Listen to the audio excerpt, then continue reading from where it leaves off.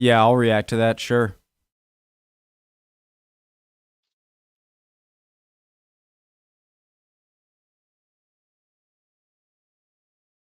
Hi.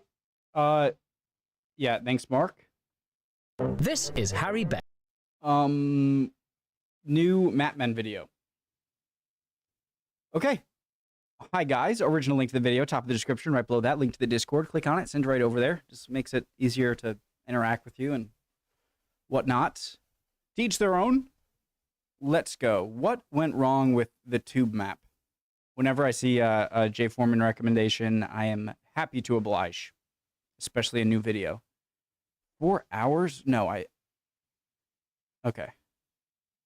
And this is the map of the... I'm dumb. Okay, let's go. London. This is Harry Beck, and this is the map of the London Underground he designed in 1931, with the central London stations spread out and the distant suburban stations squished together, making it easier to read and prettier to look at than any map of the network We learned that in other past videos that had come before. If you want to hear that sentence again, but with enough extra detail that it takes about 9 minutes, go back and watch part 1. Yeah. But if you've already seen part 1, or you're a busy executive, or you correctly assume that you don't need to see part 1 to understand part 2, then here comes part 2, in which... If you haven't seen the original video yet, can you just go watch that first, and then you can watch with me, just so that, like, I don't want to be stealing, like, taking away from... He's a giant channel, I know, but even if I'm taking away a few, I feel bad, so just... which we discuss the impact Harry Beck's map has had over the decades, and whether or not in recent years the map has become a bit rubbish.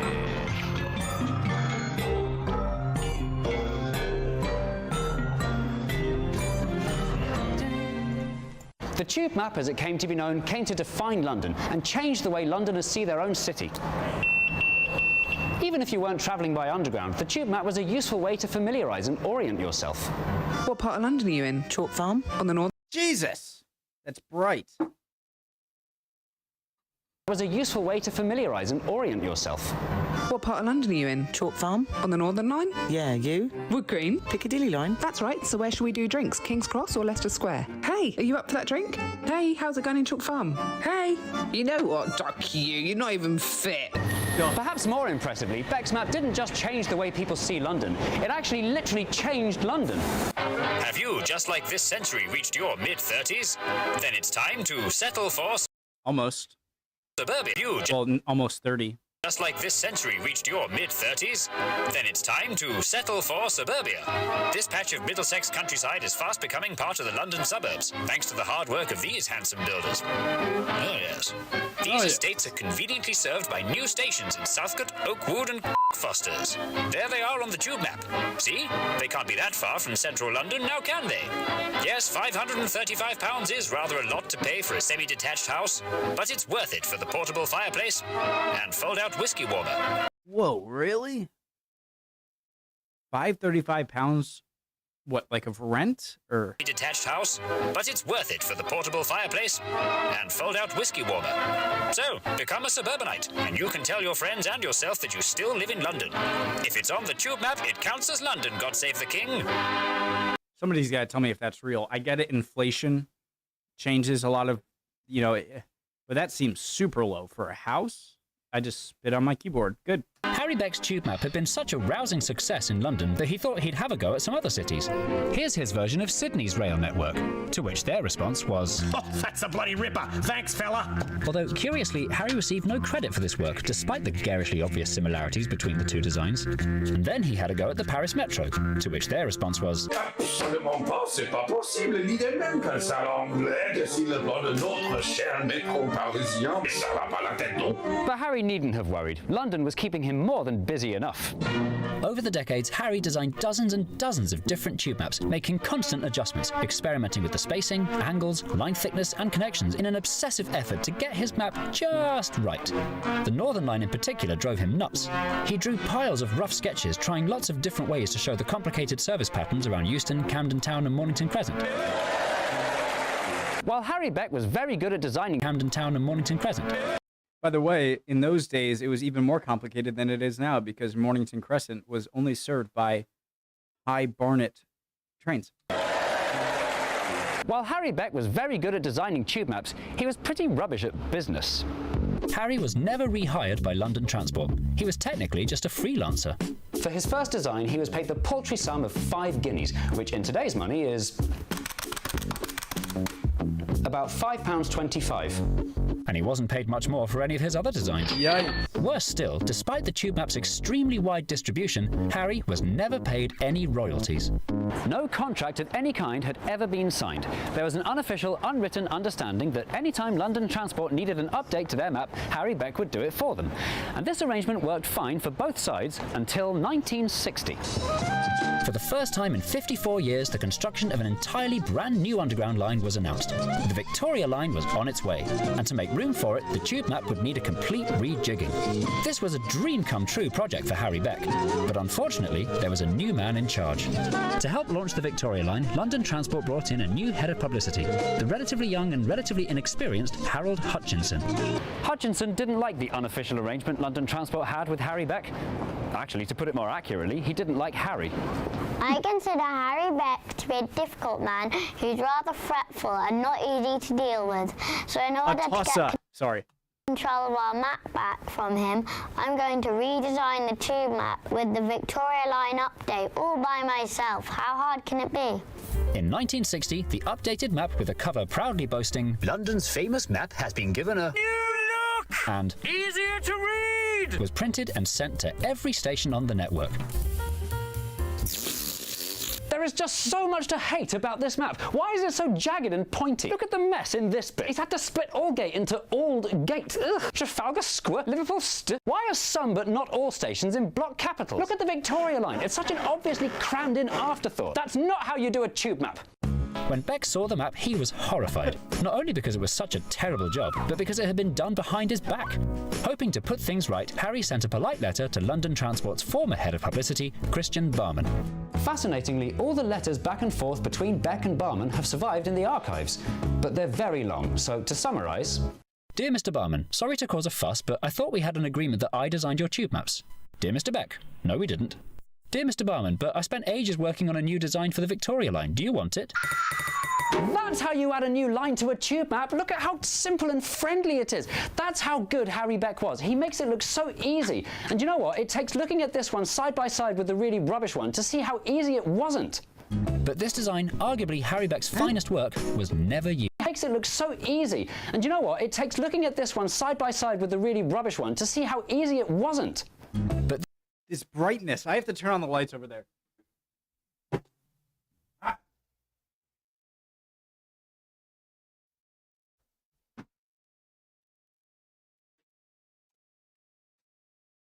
That's better. I should have done that in the beginning. this design, and no editing. Arguably Harry Beck's finest work, was never used. London Transport had made their mind up. Dear Mr. Beck, we've taken your criticism on board and replaced Mr. Hutchinson's design with a map that's much more like yours. Dear Mr. Barman, that's nice. Can I have my money now, please? Dear Mr. Beck, no. But it's my map. No, it isn't. Yes, it is. No, it isn't. Yes, it is. No, it isn't. Yes, it... This went on for 5 years. Beck claimed the 45-degree angles were his idea. London Didn't he only get $5 for it? Even in today's money? I mean... Transport claimed you can't copyright the idea of 45-degree angles. 45-degree angles have been around since the 1590s. In the end, Harry never did get round to suing London Transport. In 1965, both he and his wife had had enough stress and gave up fighting. London Transport removed Harry Beck's credit from all their maps, and any trace of his involvement disappeared. Well, I hope you enjoyed the decades of hard work I gave you. You are the ungrateful corporation to my lifetime of loyal service. Sadly, Harry Beck would never design a tube map for London Transport again. Sadlier, Harry Beck continued designing tube maps that he knew London Transport would never use for the amusement of only himself. Rejected by London Transport, Harry moved out of London to spend his old age in Hampshire. And in 1974, at the age of 72 and 7/25, Harry Beck died in relative obscurity.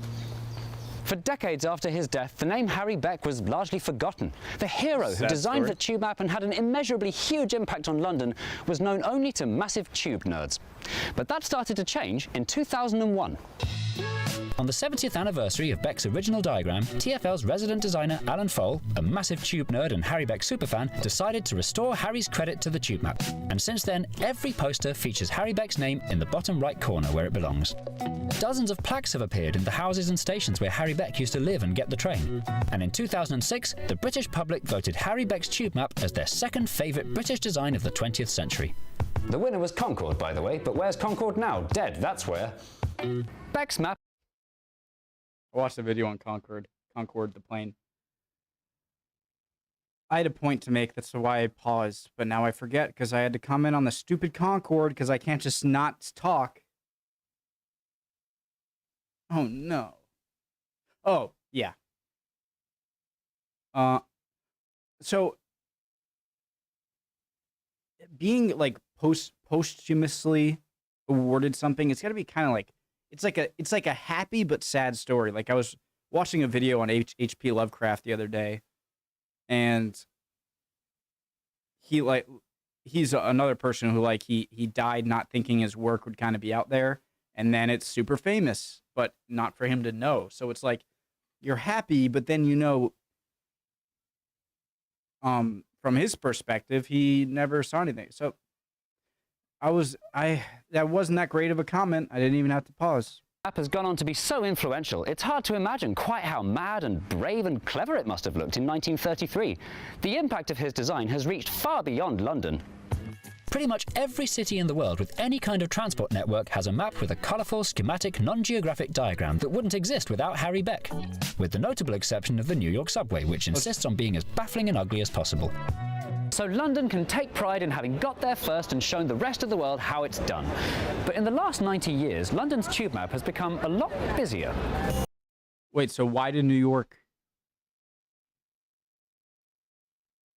just use a more full-scale approach?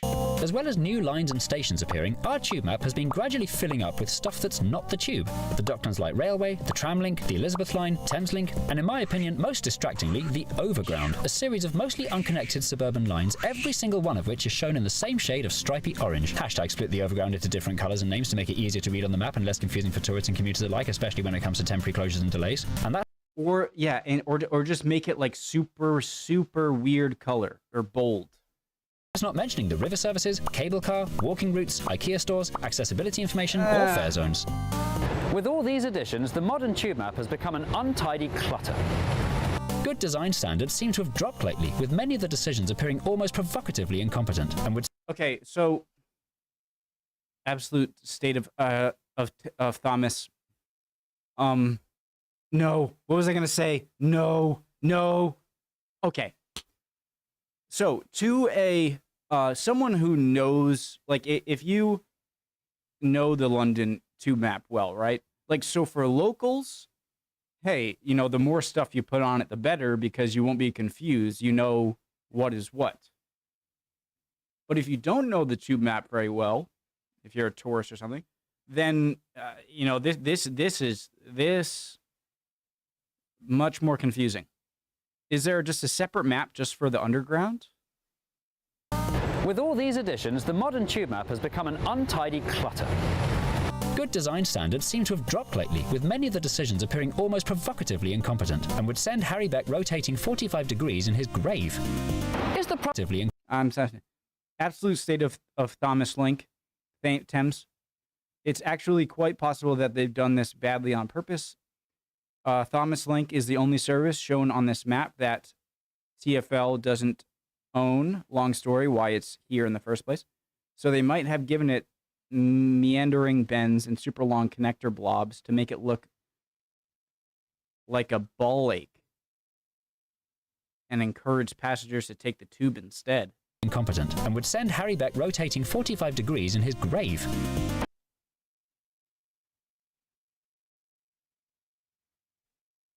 These super parallel lines in real life actually share the same track and platforms. So why isn't it shown? Is it shown like this here, where elsewhere on the map it's the same sort of thing is shown with much less faff? 45 degrees in his grave. The entire top right corner of this map is horribly cramped. If they shuffled everything along a bit to the left, it would not only be easier to read, but more geographically accurate too. It's just laziness that stopped them from doing it. I had to read, which means I couldn't really listen, but now I can. Become an untidy clutter.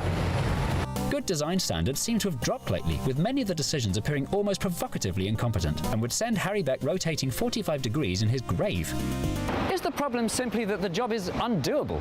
With more than twice as many stations since Beck's original design 90 years ago, has the network become too crowded to stick to Beck's principles of simplicity? Has London's transport network grown too large for a map of it to be both useful and beautiful? No! The internet has no shortage of stunning, elegant, easy-to-read alternative solutions, supplied on a near constant basis by eager tube map enthusiasts just like Harry Beck. Quite why TfL doesn't have the decency to even steal from them, let alone employ one of them as their designers, especially this one, is beyond me. Slightly controversial, nice. but perhaps the tube map would do its job better if some information were removed from it. Do we need the trams? Do we need the river? Do we need the fare zones? Do we need the accessibility information? To be quite Robbie. Perhaps the question we should be asking is, do we still need the tube map at all? These days, you're more likely to plan your journey with an app than a map. So why does it matter if the map is a clutter? It matters because the tube map is so much more than just a useful journey planner. It represents London in every interpretation of that word. For visitors, it's the first thing you look at when you want to familiarise yourself with the city. For Londoners, it's the way the city looks in our brains. It creates order out of chaos, simplicity out of complexity. I don't think it's too much of a stretch to say the tube map is the closest thing London has to a flag. Staring at the tube map should make you want to jump on a train and go exploring.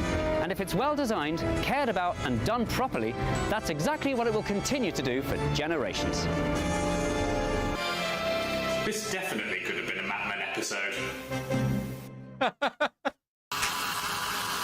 Oh, that's great. Mapman episode.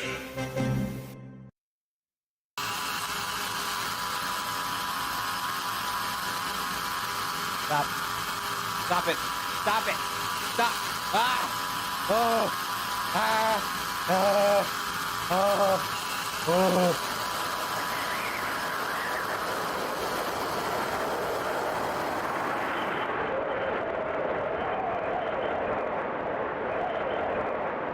Here on the planet Spotten, we're too small to download Surfshark VPN. Surfshark VPN is an app and browser extension that virtually places Okay, dude. Guys, please make sure to use their links, all right? your device in another spot in more than 100 countries across planet Earth. And if I mean it. If this interests you, okay, and you saw it on this video, please, please, please, please, please, please, please use the link. The original link to this video will be at the top of the description, right below. Will be at the top of the description. Please click that and use their code if this interests you, okay? If we were big enough, we'd use it straight away to access streaming services and discounts that aren't usually available on our planet. For example, if you've got a soft spot for The Walking Dead, but you're in Britain and it's not available on your Netflix, you can switch to a different spot in the USA and watch it on American Netflix. And we've managed to spot another advantage of using Surfshark. If you turn Surfshark on, your internet gets safer, because Surfshark masks your IP address and protects you and your data against advertisers and intergalactic space hackers. And Surfshark lets you use one account on an unlimited number of devices. But we're in a spot of bother. The nearest button for us to click on the link in the description below to download Surfshark is the equivalent of many millions of miles away and beyond the reach of our civilization, which is a nuisance because Surfshark are currently offering a whopping 85% off plus an extra 3 months for free. And there's a 30-day money-back guarantee, which effectively makes it a free trial. But unless my planet manages to get it together to build a spaceship big enough to fly the equivalent of millions of miles away and powerful enough to click the link in the description below between now and the 31st of December when this Black Friday offer ends, it looks like we'll have to miss out on all that wonderful enhanced security and international internet access. So, my advice to you is, if you're from a civilization for which clicking the link in the description below is a trivial matter of raising your finger up a bit and then down a bit by a couple of centimeters, then seize the opportunity and go. No! All they have to do is, like, you worried about people looking at your history, your internet history? Oh, better get VPN then. I would make such good commercials. Sponsor. Cool video. I love this channel and Mapmen. J4M and Mapmen, great channels. Love them every time they come out. Hope you guys enjoyed that. And can learn something or teach me something in the comments. Hope you're all doing well. Love y'all. If not, you'll be good soon. Don't worry. Trust me. Bye, guys.